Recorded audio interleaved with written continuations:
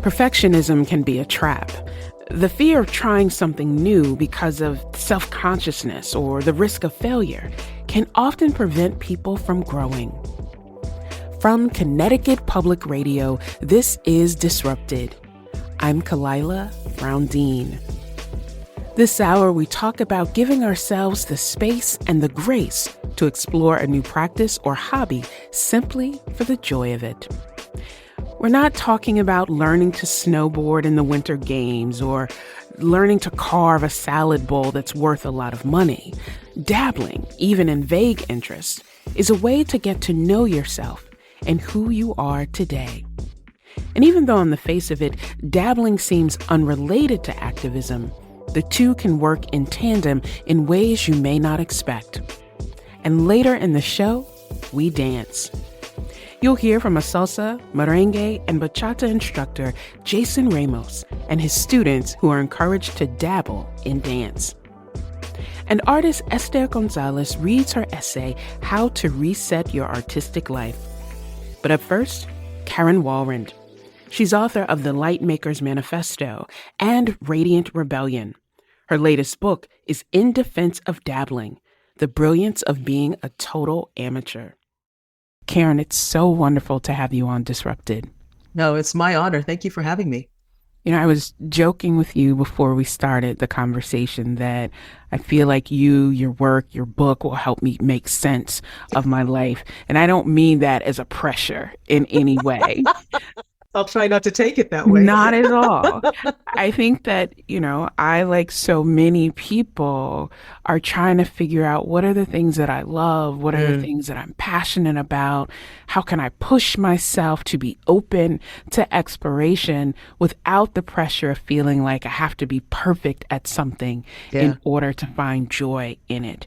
In the introduction of this book, In Defense of Dabbling, you share a conversation that you had with your husband where you say that in spite of being very highly educated and very accomplished, you didn't feel like you were an expert in anything.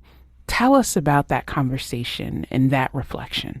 It's so funny. Like, since then, I've come to believe that very few of us are experts in anything. So, I was talking to my husband and I was like, I don't think I'm an expert in anything. And of course, he protested, as a good husband should. And I basically was like, no, I mean, I'm a lawyer, but I'm not going to be appointed to the Supreme Court anytime soon. I hula hoop, but I can't do tricks in my hula hoop, right? Like, I know my way around a camera, but, nobody's giving me a Pulitzer for my work anytime soon. Like, I'm not an expert. And his response to me was like, well, does it really matter? And it was the first time that I really thought about it. Like, does it matter? Because we're so conditioned that anything worth doing is worth doing perfectly to make a living. It's worth doing to be productive and to give back to society. As I thought about it, I kept thinking, some of the things that I really have derived a lot of joy in my life were just because I wanted to do it because I thought it was fun. Photography is a great example of that. It occurred to me that I don't really hear a lot about people who do things just for fun anymore. Or if they do, they sort of downplay it. Like, oh, you don't want to know about that. And I really, in writing this book and dabbling in a lot of different things, came to believe that actually having an avocation, having something that you can go back to just because you love to do it, is actually a very self-compassionate, self-transcendent way to live. And we need it. Like, we actually need to have something outside of our jobs, outside of our responsibilities, that just return us to us. That sentiment of returning us to us is so resonant. The title of this book, In Defense of Dabbling, the fact that we even have to defend it says so much about the social pressures that we face. I think of how social media has conditioned us to feel like we have to live in the superlative. We have to be the best or, the standout, instead of just allowing ourselves to be. Talk to us more about those social pressures and cultural forces of, I used to have a sign in my office that said, hustle hard. And I took that sign down because I thought, why? Right? But it sounded good in the moment. And then I thought about like, no, actually hustling hard is making me exhausted. Yeah. Talk to us about those social pressures and challenges that we all navigate. Just want to make a note. I love the phrase living in the superlative. I'm totally ripping that off of you. I think Got it. that's great. So what was really interesting about when I came up with this idea for the book, obviously I pitched it to my publisher, and she told me a story about a young woman in her marketing team. She was probably in her 20s, a young Black woman. This woman was like, I really love the idea because as a young Black woman, I feel the pressure to do really, really well in my career, not just to make my parents proud, but also to make my people proud. And in the process, I've forgotten how to be interesting. Mm. And I thought, what a heartbreaking statement. Part of it could be cultural. Part of it could be social media that sort of has this unspoken thing like pictures or it didn't happen. So if everything that you do, you have to share. There are people who are wonderful at things. And when you see the pressure of people being wonderful at things, it feels weird to do anything otherwise. I think, frankly, capitalist patriarchy is part of the reason. We are just conditioned that if we are not producing, then where is our worth, right? That we think our worth is in our job. And so there's all of these different pressures that I think are coming at us all the time. What's been really fun for me is I wrote a book. That's the reason I'm sharing, but people don't have to share if you knit really bad clothing or you hula hoop poorly or, you're a bad canoe rower, whatever it is. It doesn't have to be shared. And actually the purpose is it's supposed to be for you. It's not supposed to be for everyone else. That idea of holding sacred what is for us. In some ways, Karen, I feel like that is an act of resistance and rebellion against this cultural moment where people feel like they are entitled to every part of you, that you have to be always accessible and not be able to create that. And when I think about this concept in your work around intentional amateurism, it is that connection of this is something that I find purpose in. And if the purpose feels as mundane as a change from my daily norm, or the purpose is to have joy for me on my own terms, we can engage it. Give us some examples from your life or from others as you have been, writing this book about intentional amateurism and how it has been life-changing and life affirming. So when I talk about dabbling, I'm talking about trying a bunch of things in order to find that one thing that can bring you to a practice of intentional amateurism. And what I mean by that is that this is something that you are mindfully doing just for the love of doing it. Amateur, the word amateur actually comes from the Latin meaning one who loves. So love of doing this thing is actually your motivating force in order to do this. Now, what I think was really interesting for me is I dabbled in a bunch of things, but the thing that stuck for me was pottery. That is the thing that I cannot get enough of. What I want to be very clear about is having an intentional amateur practice doesn't mean that you don't want to get better at it, right? Like for pottery, if you have a practice, you're going to get better at it anyway, right? That's just the nature of it. But the rate of better is something that you get to define. It's not about better in other people's eyes. It's better in your own eyes. And it has been a really sort of way to inspire joy within myself as I went from, barely throwing a pot that could hold a liquid to actually throwing mugs and throwing things that people are asking me to make for them. And I never sell them. My goal is never to be a professional potter, but I gift a lot of things away. And it's just about sort of delighting myself in the process of doing this thing. And that it makes me a more resilient person in the rest of my life. When things go wrong in the pottery, I learn how to play with that and then move on. I can practice all these different things that really actually help me move in my life better because I've taken the time to spend just some time with myself. It feels, Karen, that there is a spiritual dynamic to this of holistically being attuned to your needs, to the things that connect you to purpose. It also feels that there is an intentionality around saying, I deserve to be able to do this and to get better, as you said, on my own terms, not for external validation, but for that internal satisfaction that for the time that you are throwing pottery, you are creating something that has meaning for you. You also, in this book, talk about the connections or the parallels between intentional amateurism and activism. Two concepts that at the surface of it, people may not see the connection. Talk to us about those parallels and what amateurs and activists share in common. First of all, you sort of alluded to it, that choosing intentional amateurism and sort of rejecting hustle culture and rejecting sort of this capitalism thing, like that is an act. And that is a sentiment that was said to me by a lot of the people I interviewed who had this. It was sort of their, forget you, to use kind words, to capitalism, because I'm going to do this for myself. So there's certainly that. The other thing about why activists and practitioners of intentional amateurism have something in common. So one of my earlier books is about activism, and it's about how the Lightmakers of Manifesto is about how do you become an activist while staying tethered to joy. And spoiler alert, a big part of it is being able to practice self-compassion. And actually, self-compassion is a huge through line of all the work that I talk about, that if you don't take the time to have a cadence of self-compassion in your life, you rest and you recreate, right? Recreate.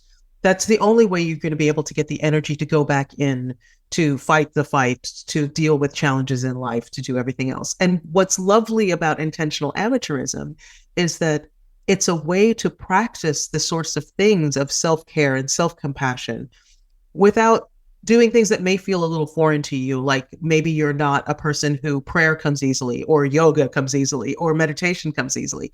Well, a lot of the things that you do when you get lost in the thing that you just love to do, you get sort of those benefits of self-care and self-compassion. You recreate, you recreate yourself to go back in and fight the good fight, whether or not it's activism or just your life.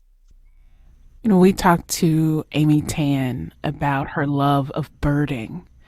And she said that it forces her to be still, to be present, but it allows her to be attuned to those small things that in our day grind and busyness and loudness that we may overlook. And I read a lot of that same reflection, the same ways that you encourage people to pay attention to their bodies, to their spirit, to their mind. And I think it helps resist, Karen, that sort of burnout that seems to be present for so many people. You in this book curate a menu, not just a list, but a menu of ways that people can engage and guide this practice. Share with us some elements of the amateur's menu. Yeah. So one of the things that I wanted to be really careful about doing as I was coming up with what did I want to dabble in is I didn't want to come up with a to-do list, right? I didn't want to come up with something that I had to tick off or some sort of bucket list that's like, I've got to get this done before I die, or, like I didn't want that sort of pressure, because there shouldn't be any pressure in anything that you choose as an avocation. I thought, rather than a list that is a to-do, I thought about the concept of a menu. Like if you go to a restaurant, even if you go to your favorite restaurant all the time, you don't feel any pressure to have, I have to have a different thing every single time. You might, or sometimes you might have the same thing every single time. But what's lovely about a menu is it just shows you the options of what you can choose.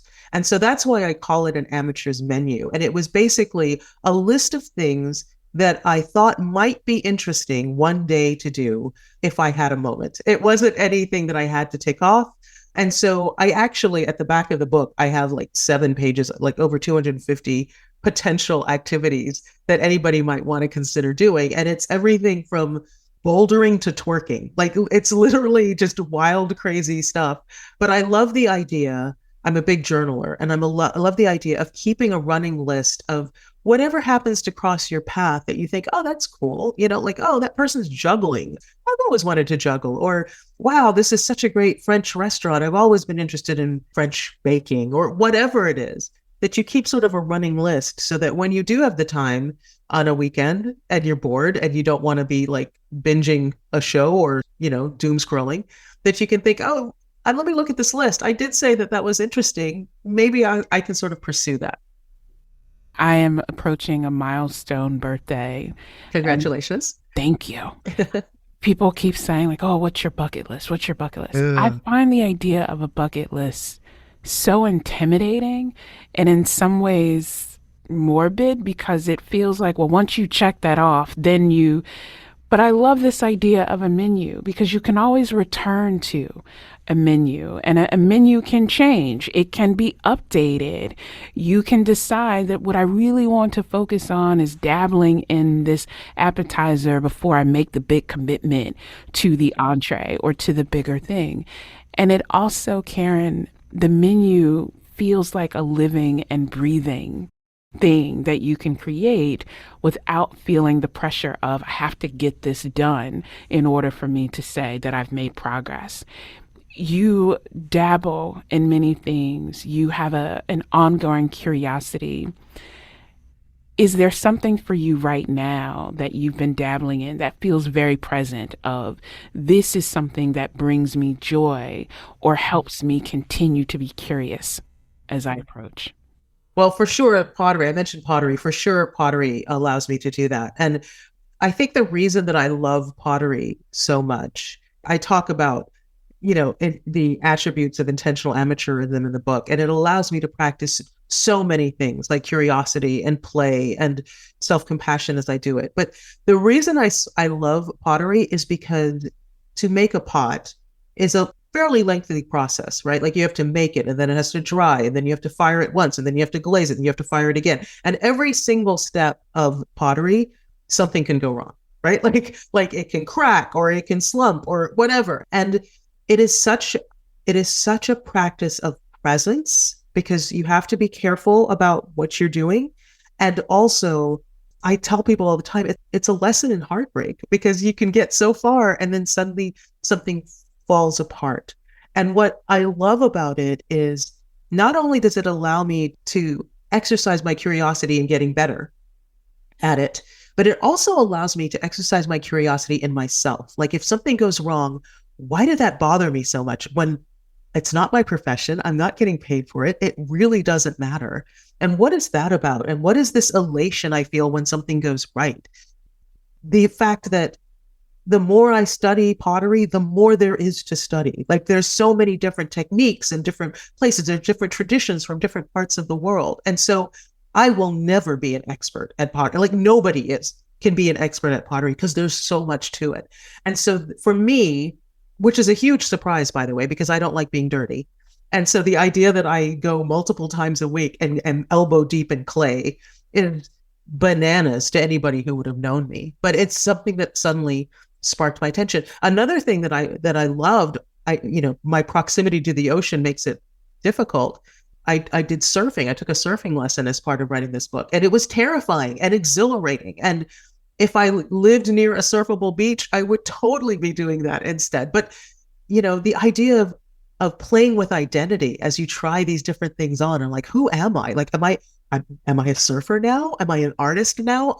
Am I a baker? Am I an athlete? Like what is happening and how am I expanding my own self-definition by playing with these things? It is exhilarating. It is actually an exhilarating way to live. Coming up, more with author Karen Walrond.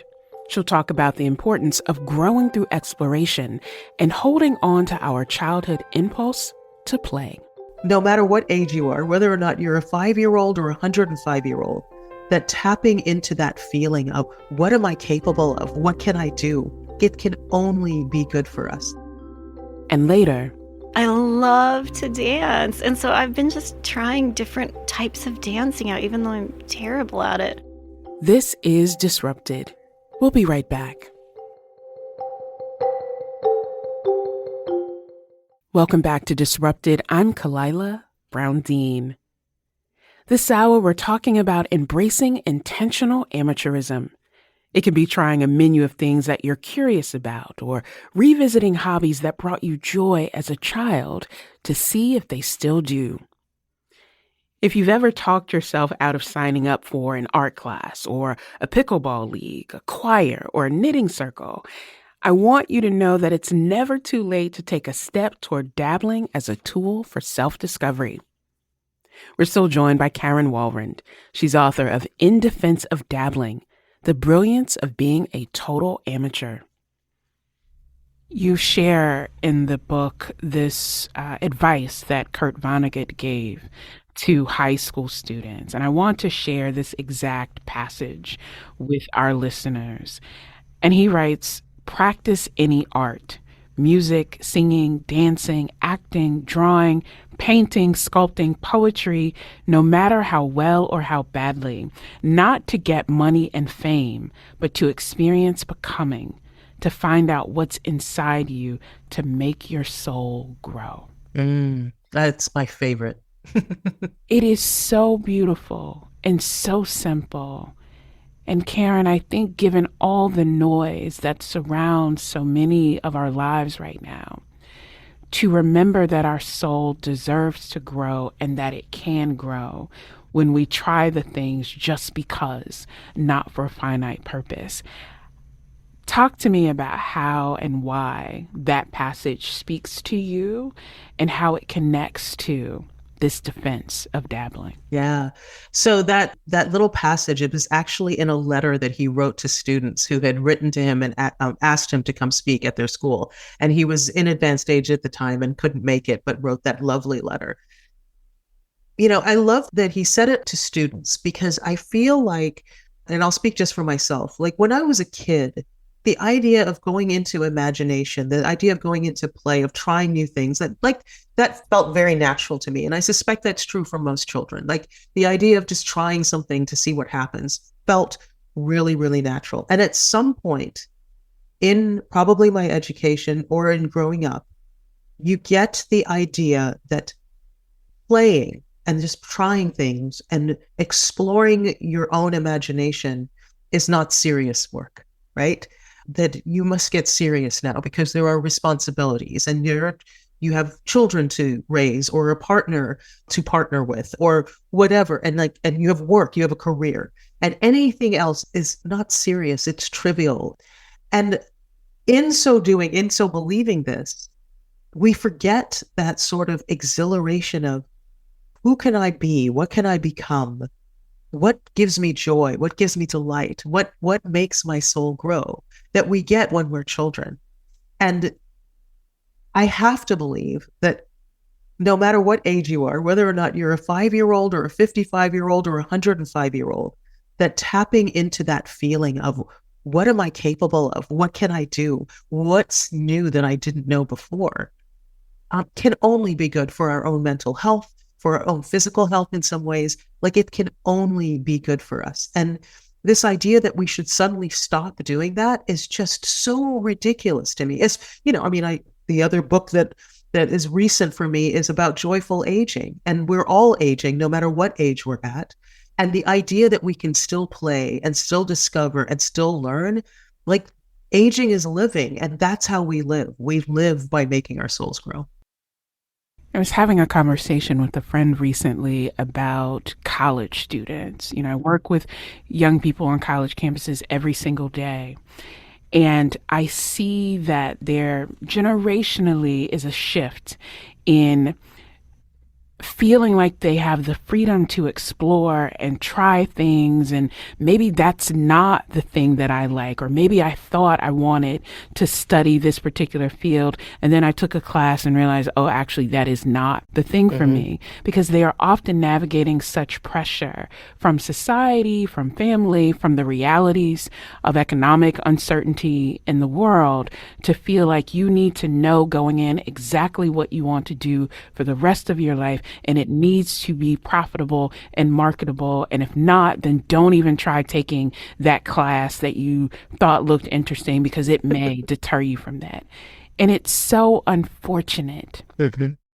I am curious, Karen, as you have been dabbling and trying on these things, was there something that you tried that you said, you know what, actually, I don't like that. I don't need to do that again? Yeah. What was really interesting was there's a chapter on self-compassion. So the chapters are based around what I call the 7 attributes of intentional amateurism, which include curiosity and mindfulness and play and self-compassion and connection and wonder and awe. And, so there's all of these things. And the chapter on self-compassion, I was really interested in if I could focus on doing something where I would give myself grace. And I thought the easiest way to do that is to return to something that I used to do as a child, that I used to love to do, that I hadn't done in a long time and knew I was going to really, really suck at, right? And for me, that was piano. Like I had played the piano a lot as a kid. And I thought, okay, well, I have a keyboard. I'm going to go back to learning piano. I'm going to learn a song and I'm going to give myself compassion as my fingers do whatever they want to do. And I forget things and maybe reading music isn't as easy as it used to be. And I got through it and I did the song and I chose a song that I think is beautiful and I played it. And then I thought, as I was getting better, I thought, oh, well, this is going to be my new love, right? Because I used to love it before. So this will be my new love. I'll rekindle that love of piano. And it just didn't come, right? I feel like I did it and I thought, yeah, I'm good. Like that was fine. Like there was certainly nothing that I did that I hated because everything I went into it because it was interesting to me. Like I didn't try anything that I thought I'm going to hate this. And, it was like, okay, well, let me see what it feels like. There was at least a curiosity about it. So I didn't hate it, but I was like, yeah, that part of my life is past. I started a swimming practice to practice mindfulness. And like I went to the pool. I'm not a pool person. I'm from the Caribbean, so I like an ocean far more than I like a pool. Warm water. Yeah, warm water and not chlorine, and I did it and I did the practice and I could see even the benefits of it. Like I could see it. But then after a while I was like, this isn't it. This isn't it for me. So that definitely happened. Nothing that I walked away from going, oh my God, what was I thinking? There was certainly nothing like that. But yeah, something stuck and some things just were like, yeah, I'm good. That was fun. And also really grateful for the fact that I experienced it, that I tried, right? Really grateful for the fact that I was like, okay, it didn't feel like time lost. I was like, that was interesting. I learned something more about me. I learned something more about an avocation other people love. And I can move on now, right? Like I can go on to my menu and find something else that I find interesting. So much of what we've discussed about dabbling, about that awe and that connection and purpose has been about things that people can do individually. Mm-hmm. Are there collective ways of dabbling that you either talk about in the book or that, you have an understanding of how that coming together, to dabble together, allows people to share a collective experience of awe and wonder? For sure. So yes, most of what I did actually was very solitary. I'm an introvert by nature. And so it would be no surprise to anybody who knows me that I did that. But of course, there are things that you can do with people. What I found for me, particularly, there was one of the attributes I talk about is connection, something that you can do with another person. And what I did for that was sailing. I took a sailing course with my partner.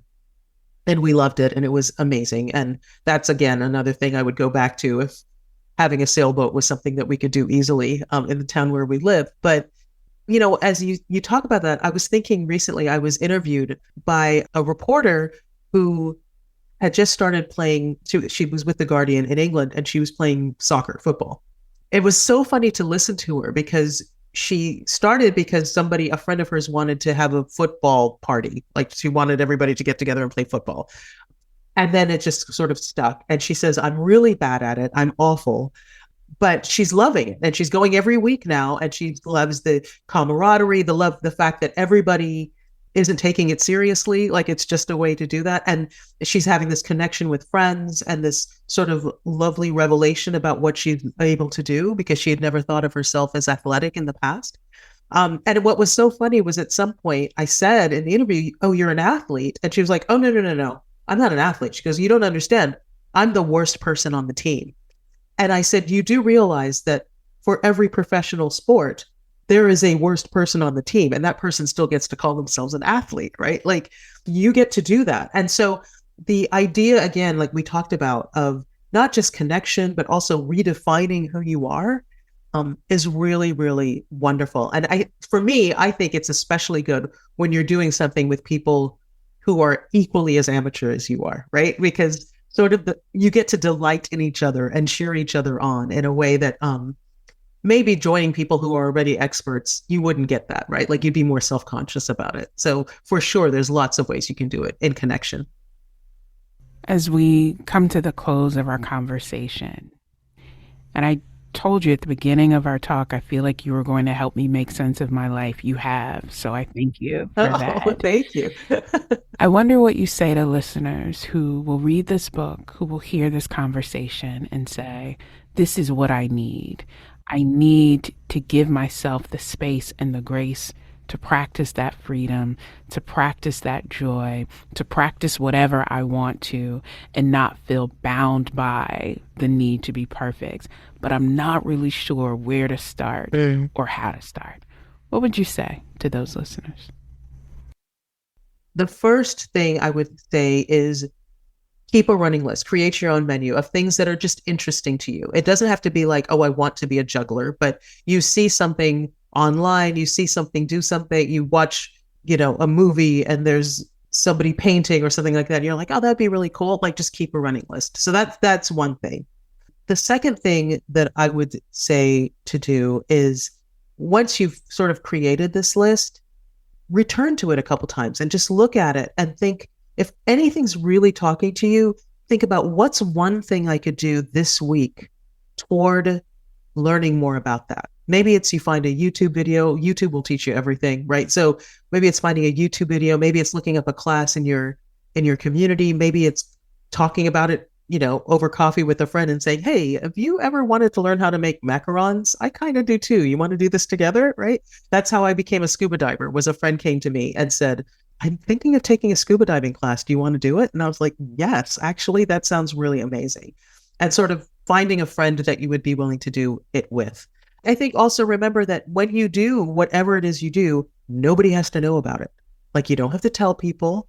You don't have to share it on Instagram. You don't have to share it on social media. You don't have to. This is about you. This is your little secret, or you and your friend, or you. Well, this is your little thing that you're going to do. And remembering that it's just sort of something precious that you can create for yourself. And so therefore, because it's just for you, it doesn't have to be perfect. It can just be fun. Well, I am inspired. I'm encouraged. I'm going to write my menu of things that I will explore, and to be able to hold that for myself, I think is so powerful, Karen. And we are grateful that you have written this book, that you are sharing this with all of us and inspiring us on that journey. Karen Walrond is author of The Lightmaker's Manifesto and Radiant Rebellion. Her latest book is In Defense of Dabbling, The Brilliance of Being a Total Amateur. Thank you, Karen. Oh, absolutely. My honor. I am really, really thrilled to have been here. Thank you so much for inviting me. Coming up. So I've been coming to dance for like a year now. I've been on level 1 the whole time. It's been really great for my mental health, and I think it's for the community's mental health as well. This is Disrupted. Stay with us. 1, 2, 3, 4, 5. Welcome back to Disrupted. I'm Kalila Brown-Dean. This hour is devoted to dabbling, practicing things we have no intention of mastering simply for the joy of it. And now, shall we dance? Walk, slowing, tap. Walk, slowing, tap. Connecticut Public's Deputy Director of Audio Storytelling, Robin Doyon-Aiken, spent an evening with Baila Con Gusto CT. It's a Latin dance studio in residence at St. Paul and St. James Church in New Haven. Its founder, Jason Ramos, was leading a salsa class when Robin arrived. That's the tricky hard part, but most of you guys pretty much have it, right? Robin asked Jason how he first came to love dance. The way I kind of got to here was through a little bit of trying to find something that felt maybe more meaningful to me, that let me feel more connected to my peers. When I did it in college, it was a way to find a hobby that was related to music and dancing. I always saw music videos, and I thought it was cool how people like Michael Jackson or like ballroom dancers or performers dance. And I was like, oh, I want to kind of learn this or that. I officially started more seriously taking curiosity in salsa, bachata, and Caribbean dancing in 2011 while I was at Central Connecticut State University. Did a couple steps here and there, met some different teachers, but nothing too deep. I just dabbled in it, trying to get my feet wet again. A few years later, I think I had already turned 21 or 22 at that time. I had gone to clubs and stuff like that people my age at that time usually do. And I was enjoying it, but there was a certain point where I was like, well, I'm just doing the same thing. I'm just going out, maybe dancing a couple of things, but not really dancing with someone. I'm like dancing around people. And then I don't know, I wanted something a bit more connected. So I started to go to different universities, different states, Boston, Massachusetts, Amherst.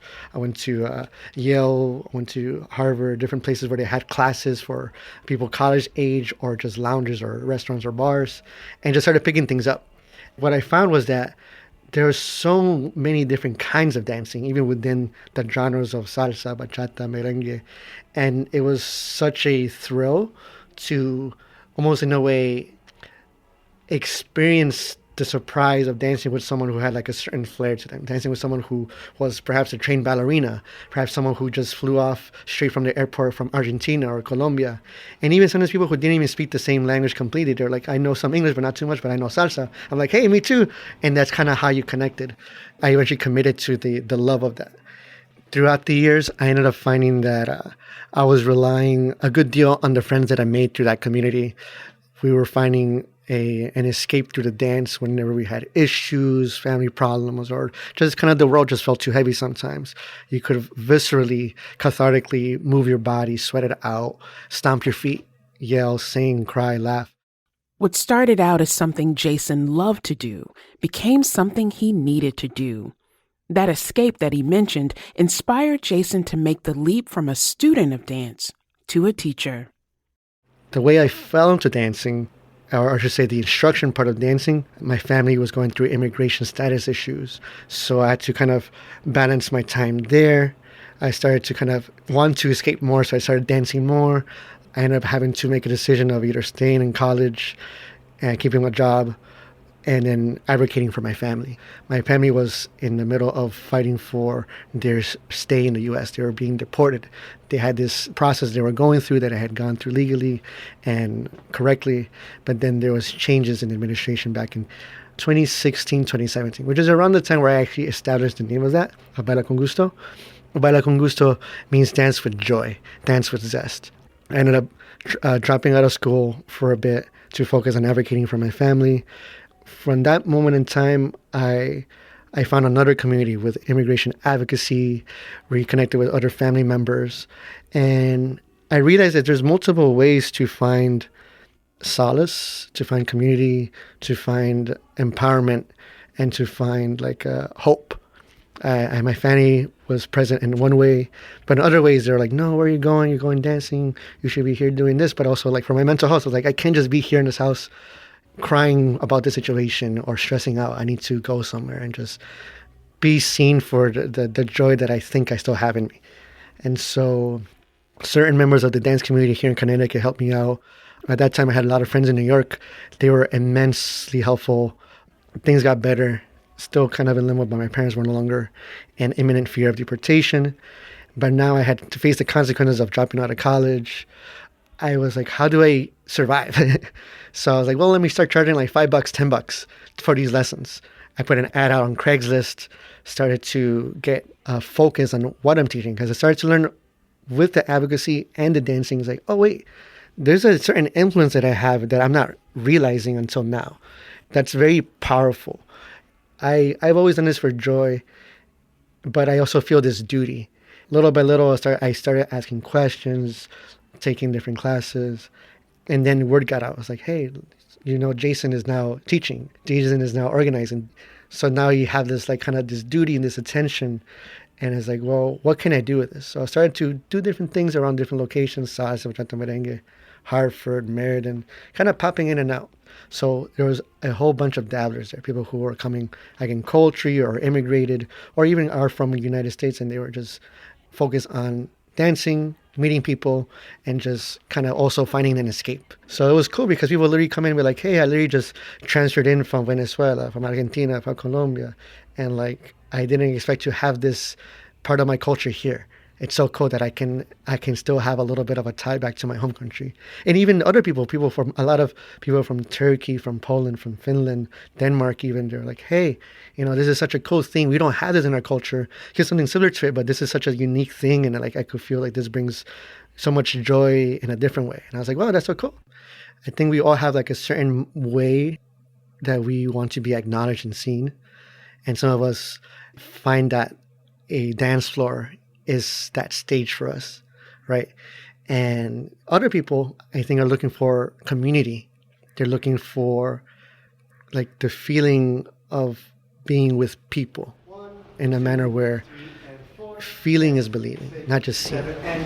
Exactly. There is a sort of sensuality in the dance, but it's not something derogatory. It's more so the sensuality of confidence in yourself and your connection to the floor. We also heard from some dabblers about what motivates them to dance. Hello, my name is Stephanie Gillespie. I'm originally from Florida, but I am from West Haven, Connecticut currently. I do enjoy dancing, even though I'm not very good at it.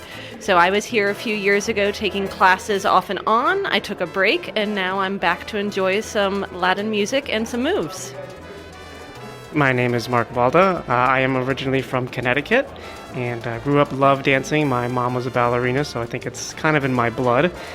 But I've enjoyed all kinds of dancing, and I'm here with my girlfriend learning a new style and really enjoying it so far. Very friendly environment. My name is Travion Smith. And my name is Ardonna Hamilton. And we live right across the street. Yes. So this is our first time here today. We came because I've danced my whole life, and this is our date night so that we can learn to dance together. Yes, we had a line dancing class in 2025, and she's been asking for a salsa and bachata class, and so, this is our step towards that. I would give it a 10. It was really fun, and I was sharing with him that dancing together helps me to learn how to follow him. And our instructor was amazing, broke it down step by step, and just brought joy into the room. I got to give it a 9.5 for reasons that I won't say on air.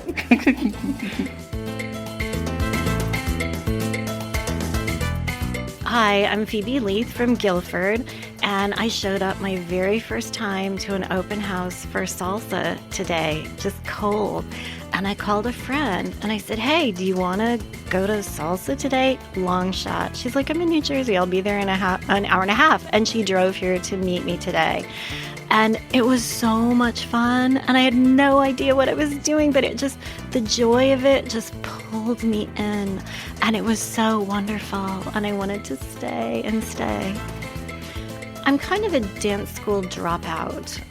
They told me I had to go to gymnastics because I was too springy, so and I didn't have the long legs, but I love to dance, and so I've been just trying different types of dancing out, even though I'm terrible at it, because it gives me so much joy. It's just so much fun to do it that I just go even though I'm bad at it, and it ends up paying off. My heart opens, I get exercise, and I do meet people, but that's not why I'm there. I have this amazing connection with sort of the universe when I'm dancing. And that's what moves me. It feels so universal to be doing something that everyone for millions of years has been doing. Everyone, everywhere in the whole world, I'm connected. So I've been coming to dance for like a year now. I've been on level 1 the whole time. My name is Julia Silveira. I'm a therapist. So I just went to dance, and I thought, maybe I can do this. And Jason is super welcoming. You can dance with sneakers, no heels. I'm a social worker, so I think what Jason's doing through his organization is social work and building community. And it's so hard to make friends as adults, but I was able to make my own friends here. I see clients every day, and they tell me about their trauma, or could be big T or little t trauma. I carry that with me, and the news doesn't help after I'm done with my work. And so that pause, that gives me space to not think, to just move my body yeah, I think it's been really great for my mental health, and I think it's for the community's mental health as well. 1, 2, 3, cambio 5, 6, básico. 1, 2, 3, 4, 5, 6, vamos. You just heard from students of Jason Ramos, founder and owner of Baila Con Gusto CT in New Haven. You can find a link to the website on our show page. It's ctpublic.org/disrupted. Before we go, dabbling doesn't have to be something completely new to you. It just needs to feel new. In her essay, How to Reset Your Artistic Life, artist Esther Gonzalez recommends changing the subject, the medium, and even the rules of your art so you feel like a beginner again and again. How to reset your artistic life. The thing about landscapes is they wait. They have nothing but time. A mountain range doesn't care if you show up next Tuesday or never again. It was here before you, and it will be here after. There's no accountability in geology. This is probably why I keep choosing them. Still lifes are needy. You're always racing against rot. Portraits require diplomacy. After 3 wrong chins, you're apologizing for the very shape of someone's jaw. But a landscape asks nothing. It doesn't even ask to be finished. I want to stay beginner forever. Once you develop a style, it develops you back. Clingy, possessive, calling at odd hours, showing up uninvited. A style wants commitment. It wants you to mean it. It starts correcting you mid-stroke, whispering, "That's not what we do anymore." It has opinions about paper quality. It knows which colors are yours. It begins to narrow the world into things that fit and things that don't. Eventually, you're not making art anymore. You're just maintaining a personality. You become hostage to your own alleged vision. So I keep resetting. New influence, new technique, new beginner's luck. What I'm actually doing is buying color pencils. Prismacolors have always been my favorites, but they break when you sharpen them. You sharpen and sharpen, corals of wood spinning like confetti at a failed wedding until finally a nap of color appears. And you think, this time it will stay. This time I've learned the correct angle and pressure. This time I understand the pencil's needs. And then, snap, back to heartbreak. The buttery pigment that makes them glide is the same thing that makes them betray you. I don't know if this is a metaphor for artistic temperament or just bad manufacturing. I haven't decided. Then I tried Faber-Castell polychromos for the first time, and I almost cried, which is embarrassing because they are, after all, pencils. They sharpen, they stay sharp. I half expected them to explode in my hand, but no, they simply did their job, and in that moment, I realized an artist's life can be reset in small, absurd increments. Holding a pencil that obeys you, starting a page that may never end, maybe that is enough. How to reset your artistic life. 1. Change your medium. Watercolors, ink, charcoal, iPad drawing, finger painting in peanut butter, anything. 2. Make a rule you'll immediately break. I will draw every day. I will only draw what I love. Break it spectacularly. 3. Start a project you don't intend to finish. A zine, a sketchbook, a picture book. Give it a dramatic title. Then leave it on your desk like a monument to your new self. This episode was produced by Robin Doyon Aiken, Kevin Chang Barnum, Erica McIntosh, and Meg Fitzgerald. You can listen to more than 250 episodes of Disrupted in our archive. You can find us wherever you get your podcast. From Connecticut Public Radio, this is Disrupted. I'm Kalila Brown-Dean.